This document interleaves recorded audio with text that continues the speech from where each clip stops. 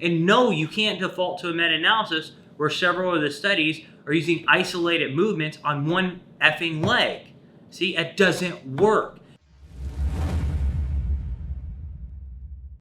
So one of the things we talked about, there was a study where basically they gave 2.3 grams of protein per kilogram of body weight versus 2.8 grams per kilogram of body weight.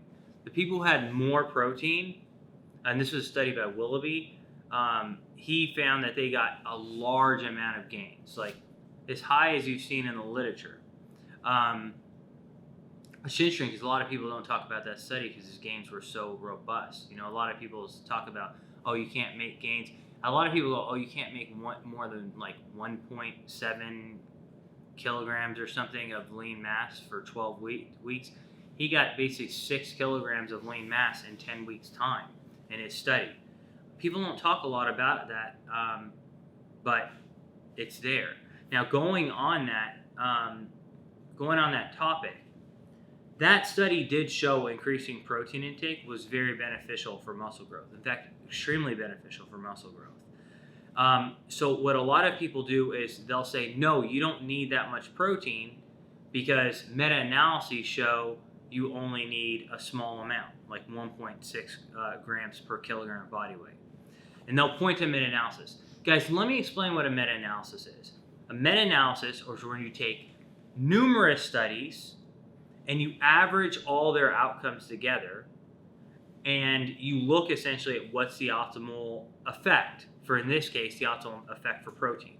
So there was a fairly recent meta-analysis. They looked at all sorts of studies. They put the average together and said that the maximum amount of protein you need to maximize gains is 1.6 grams per kilogram. Now, a lot of people say meta-analyses are definitive. The thing to understand is that a meta-analysis is like a machine, right? You have the machine, and what you put in determines the output. What this means is that garbage in equals garbage out. What do I mean by that? Not all studies are created equal. If you look at the Willoughby study that had compound movements, heavy lifting, higher volume resistance training, some studies in that meta-analysis were single joint movements where all they did was isolation exercises. So let's say I have a number of exercises inside of this meta-analysis, a number of studies in meta-analysis where all the people did was leg extensions. So for those people, their protein needs are going to be much lower than the guy who's training 20, 30 sets a week.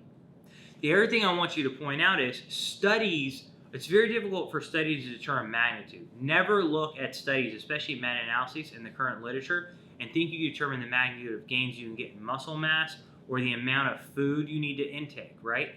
Because there was a meta-analysis done by Brad Schoenfeld where they classified high volume as greater than 10 sets per week.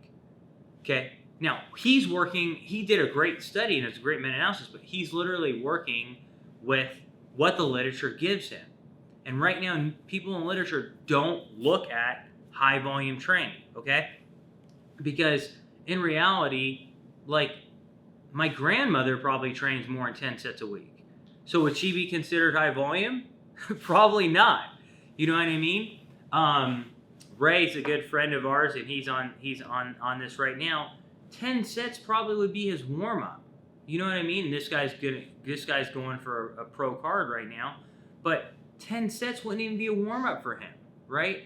So on one body part, let alone 10 sets for an entire week. So I think you need to understand, right?